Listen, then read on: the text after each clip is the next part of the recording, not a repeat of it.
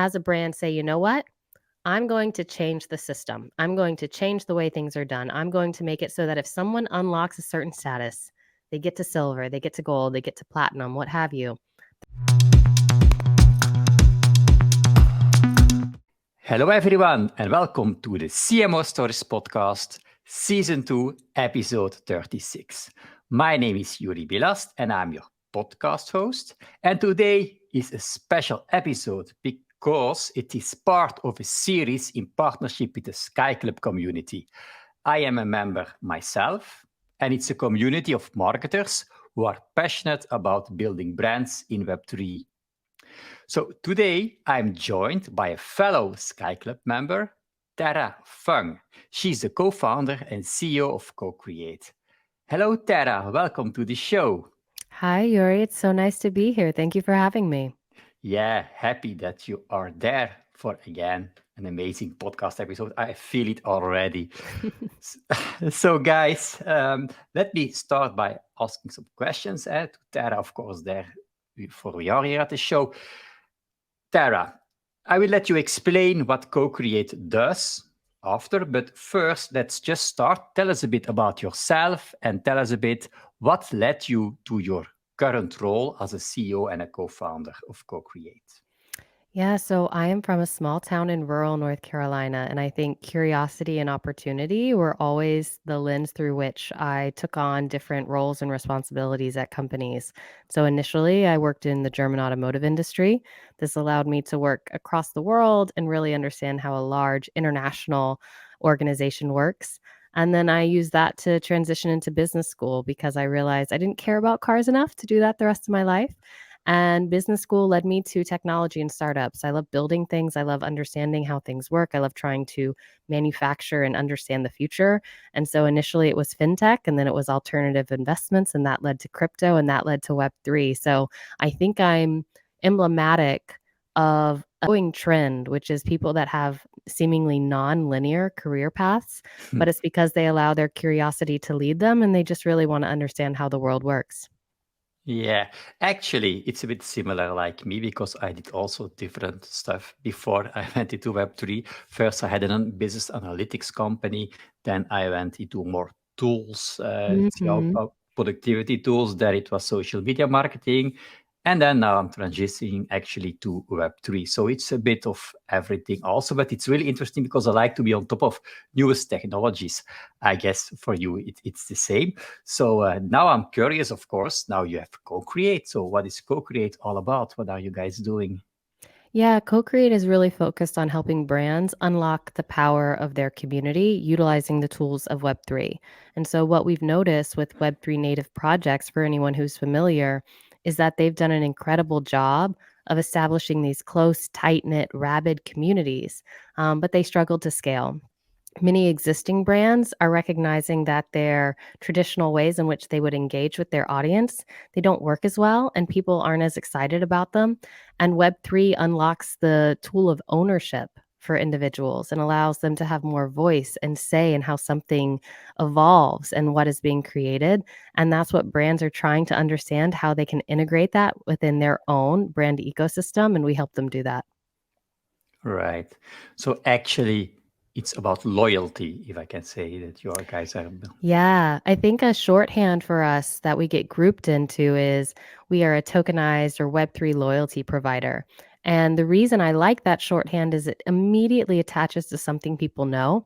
And the reason I don't like that shorthand is because people immediately think they understand fully what we're trying to do. And loyalty is a concept that within a marketing sense, it actually doesn't mean loyalty. It generally means retention marketing.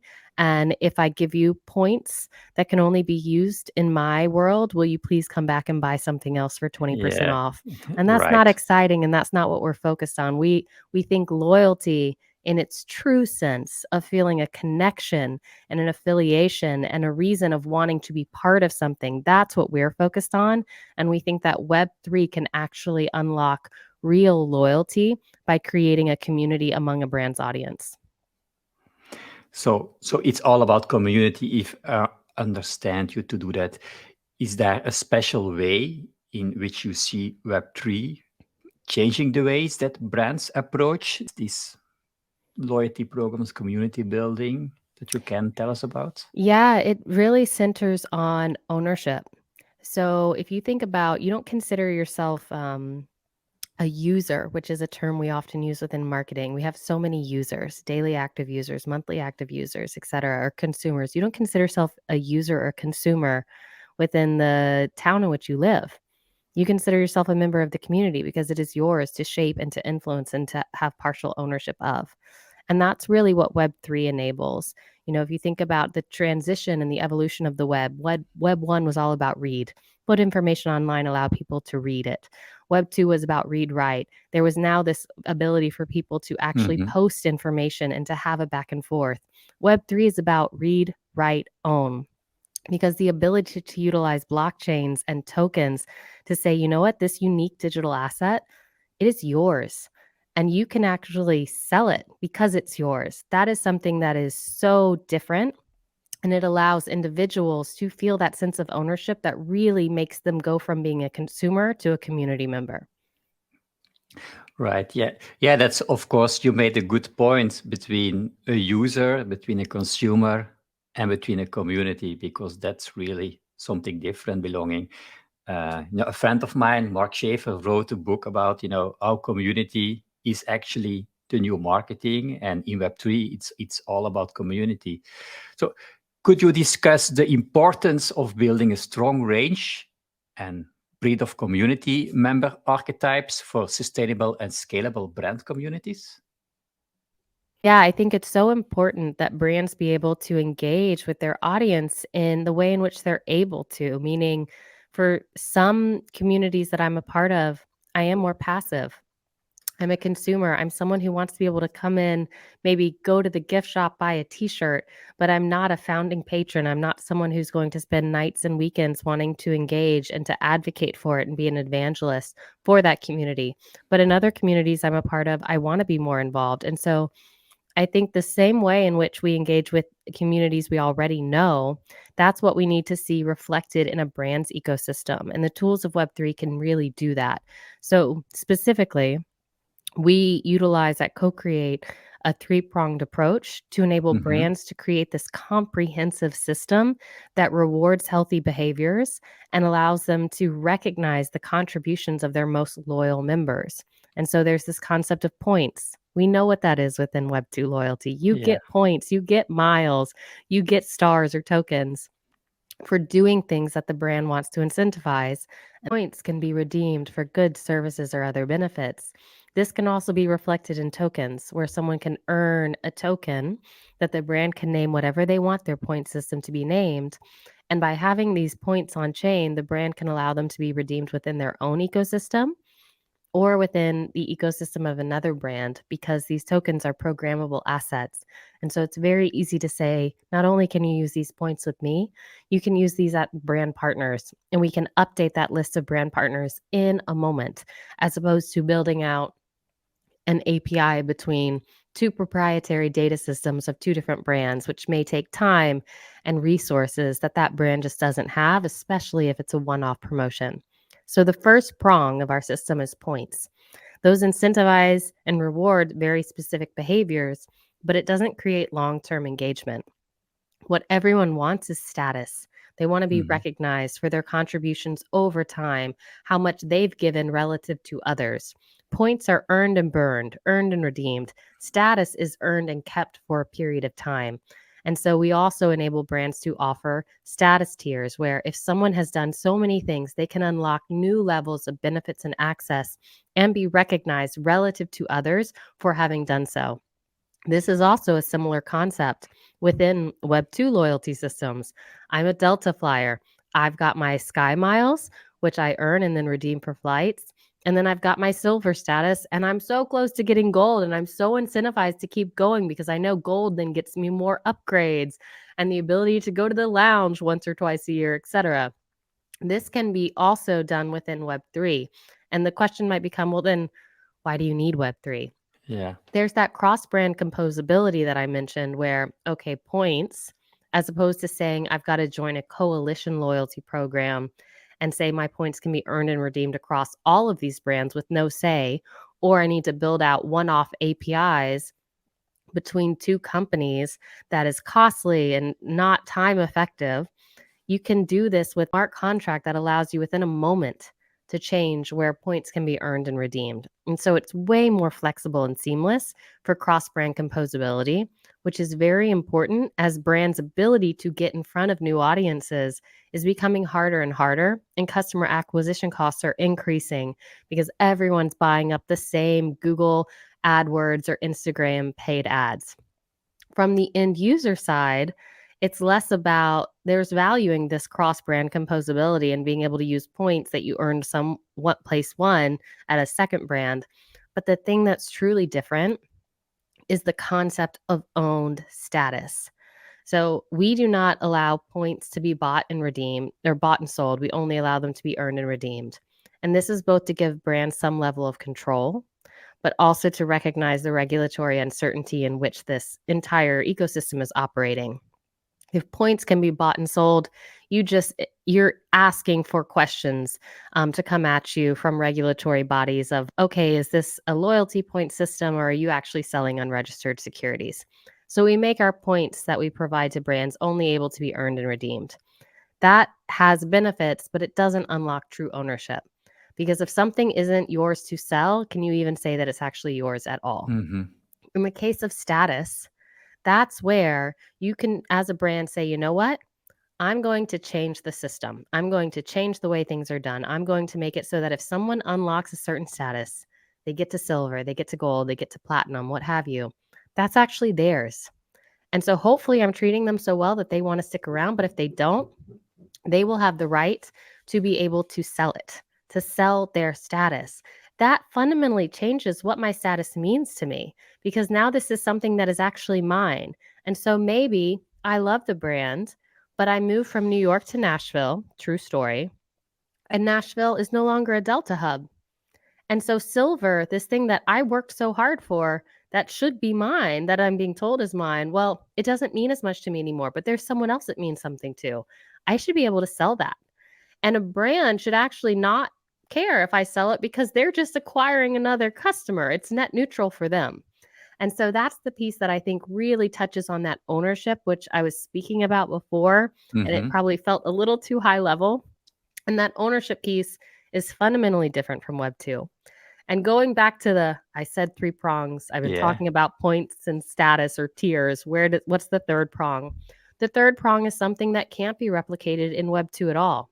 It's this idea of collectibles, unique moments, unique digital assets, badges, achievements, what have you, that are truly these tokenized, these owned pieces of digital art or tickets, anything that you would want. And they can be owned by the individual and included in a loyalty program. And this owned digital item is not possible within Web 2. It's something that can create such surprise and delight factors within a loyalty system. And that's only feasible within Web 3. Yeah. Well, it's an amazing concept for me. It also makes sense if you explain it like that. Do you have an example that you can give us, a brand or a business that applies what you just told us? I am so excited for all of the partners that are coming, that are going live with us in the next quarter or two. But the ones that are in market now, and we've announced partnerships with Atari and with Boys Club as a reference point. But of the brands that are live now that I think have done this really well, there are two existing mass market brands that everyone looks to in this space, and that's Starbucks and that's Nike. I think what I respect about Starbucks' approach is that they truly did make this about ownership. When people earn these stamps, they are theirs, and that means that they can sell them. It's not the easiest experience. It's not the most delightful experience, if I'm being completely honest. I Mm-hmm. don't get super excited about it, but it's fun, it's gamified, and the people that are earning these stamps, they are theirs. When I think about, okay, who is doing this the best, I actually think it's Nike. And I'll tell you why. Nike took an approach where they started by saying, you know what? We're actually going to understand Web3 before we try to integrate it into our existing marketing tech stack effectively. And so they began by acquiring a Web3 native organization called Artifact. They brought that knowledge, that authenticity in house. And they had that for over a year before they launched anything themselves. When they did launch something themselves, Dot Swoosh, they focused on ownership, they focused on personalization, and then they focused thirdly on this aspect of co creation or voice and input. And the way they did that was anyone could come, sign up, and get a unique NFT that represented a Nike domain, like Terra.swoosh. And that was theirs to be able to say, what should that domain be? And to customize that digital image, that domain NFT to look and feel how that individual wanted it to. And they provided everyone with what was likely their first wallet, their first non custodial wallet where that NFT was then deposited. So that if that individual later on wanted to be able to sell it, they could. Lastly, what they did is they then launched this co creation campaign where they invited individuals that were part of this program to actually submit designs and ideas for digital sneakers that, if selected, could be sold within the Nike store later on. And those individuals would receive a royalty for their creations. So they were opening up something that was so core to Nike, which is design and creativity and their brand image. They did it in a way that was controlled, in a way where they could still select, but they were elevating members of their community to say, you know what, this is no longer about a one-way communication. I tell you, this is no longer about a two-way communication where you provide some input back. This is now multi-party, where I might actually accept that information back and then facilitate it to be able to be seen by the entire community that is part of Nike.swoosh. Right. I think it's really great examples that you are giving also with these domain names. In Web3, also something important for me is identity, is digital identity. Can you discuss the importance of identity in the context of Web3, loyalty, and community building? Yes, I think identity is such an interesting concept within Web3 because in some ways people know more about you than they ever would otherwise because most of the blockchains we know and engage with are public blockchains. So I can see everything a certain wallet has purchased ever. But I Yeah. won't know their name. I won't know where they live. I won't know their gender. I won't know the most basic information about them. So I do think that we're going to see a lot of shifts in privacy and identity over time. And it's representative of the fact that we're early, that someone's complete buying history is public for everyone to see. Also, what I like about Web3 and identity is it allows you to shape your identity. It allows you to maybe set up different identities that show different aspects of yourself. By having different wallets and use those identities to reflect who you are and maybe parts of who you are.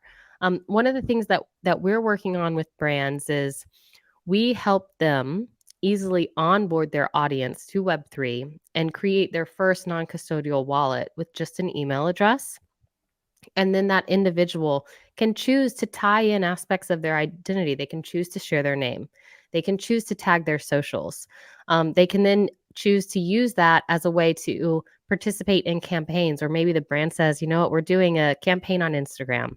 And if you post about this and use this hashtag on Instagram, you'll be able to get loyalty points that can then be redeemed for rewards within our loyalty marketplace, unlock certain goods or benefits, and work your way up towards status. So I think that what will be important as identity develops within Web3 is the ability for people to set limits and to have more say around what is public and what isn't, but also the ability for them to share when they want to and to be rewarded for doing so. Wow. Yes. You also made the point about, how easy it should be easy for people, to get this wallet to onboard because that's today, if you look around, still an obstacle for people that they don't have a wallet. So if you can already forget this hurdle and make it easy and make it fun, so that will be a good way for people, to get quicker on board in Web3 because they see benefits and they want to be part of it. If you look at now the Web3 landscape and the things that are going on, what are the things that are most exciting for you that are happening in the Web3 space? Can you talk about that? I think What I'm most excited about are those examples like Nike, where we see really big brands that are no longer dabbling, that are no longer experimenting, but that are actually saying, you know what? I'm fundamentally changing the relationship I have with my audience. And I'm choosing to give up some level of ownership and control to them because I understand why it's important, because I understand that the world is shifting from user and consumer to community. And because I don't want to do this as like some Web3 marketing fairy dust, but I actually want to authentically engage in this space, allow people to participate with me in the co creation of my brand ecosystem. And so that's what gets me most excited. We're in this crypto winter. Mhm. Everyone is saying, how markets are down, trading volume is down, and that is true, but we're seeing some really big strides by some well-known, globally respected brands who are taking this seriously in ways that they never have before, and that gets me really excited. Yeah, that's a really positive sign if those big brands are in there. So this means for me that's now it's really serious. It won't go away. So it's really something that's there because you always have people that are doubting or that are just, making these remarks about NFTs or it's JPEG and so on. So this we will leave this behind us because we have the big brands that are really showing applications and stuff. And maybe they are not even using the terms like NFTs, but more like collectibles and so on. So we see that, I think, probably already this year, when the crypto winter is a bit over, that we will see more positive evolutions and also in the mindset of people. Um, Now, and building a company, a business in the winter is also a bit harder, I would guess. But in general, how would you see the challenges or even maybe the the changes, things that are different from building a brand or a business in Web3 comparing to Web2? Yeah, it's a great question. I think at the heart of it is there's more vulnerability because you do build out in the open. You ask for feedback early and often. You show tools maybe before they're ready for prime time. And that's something that requires some degree of trust with the process. And it definitely holds benefits. You can get that feedback earlier on. You can make sure you're going down the right path and direction. But it's something vulnerability is never comfortable. I think Boys Club has done an incredible job of this, where Dina and Natasha, the founders of Boys Club, this Web3 community, and Social DAO, they have a podcast where every single time on the podcast, one of them asks the other, "Hey, what is Boys Club?" And their response every week changes because they're figuring it out. And it's like this joke, but also this deep truth of actually everyone's figuring it out all the time. And we just pretend like we're not. And we try to put on a tough face. And so I think that's one of the things that's different is there's just more openness around there are so many unknowns always, but particularly when you're building on a technological landscape that is shifting from day to day, in a regulatory environment that is changing as well. Yeah, yeah, of course. That's also a point, the regulatory environment, because we don't know it will evolve, what will happen. Maybe also a question for people listening to the podcast. Most of them are marketers, entrepreneurs that are in Web3 or are looking at Web3 and are looking what are all the possibilities. What advice would you give those people who are looking to leverage Web3 actually for their brand building or for their community building? What is some tips or advice that you can give them? Yeah, my advice is to mirror what Web3 projects have done so well, which is be real about okay, are you actually entering this in order to create a different type of relationship with your audience? If that is not what you want, then just know that Web3 is only going to provide so many benefits and that those benefits are likely to be short lived. It's got to be that you actually want to open up a new type of relationship with those who have probably been providing value for a long time. The last 10 to 20 years, we've seen the rise of direct to consumer brands and social media. And that has created this ability for individuals to be influencers, to be creators, to be advocates. And some of them have been able to monetize that and some of them haven't. not to the extent that they probably should have. Web3 allows you to recognize and reward contributions of your community and to give them ownership and voice is representative of the value that they've provided. I think that is what's so exciting. And if, as a marketer, that's not something that's part of your brand strategy, then maybe it doesn't make sense to test it out and to go down this path. Right. Well, Tara, thank you for all this advice and tips and stories that you told us. I think it's really inspiring. I was really listening, and already things are coming into my head. From okay, this is interesting. We should do something with this. I should talk to those people. If people want to connect with you or or want to know more about your business, where would you like to send them? Yeah, so you can find me on Twitter, non-fungible Tara, Tara. And you can also go to our website. We are usecocreate.io. Okay. I will definitely put those links in the show notes. And if you're listening now to the show, you know, if you're already a regular listener, that there will also be an article linked to this podcast. There will be show notes. So thanks so much, Tara. It was lovely to have you. I know you had some problems with your voice. So thanks so much for showing up and share all these, nice stories with us. Thank you so much for having me, Yuri, and for allowing us to mute the mic whenever I had my coughing spells. So, guys, you see again an amazing podcast episode. Thank you, everyone, for spending your time with us today. Tara was, by the way, also interviewed by jumpnews.xyz, and there is also a link in the show notes. At Jump News, you can also learn about Tara's story. And you can also find myself in the SkyCap community. And so I would say be on the lookout for more interviews on the CMO Stories podcast with SkyCap members, also with other people from the Web3 space. And if you're not following the show yet, please hit the subscribe button.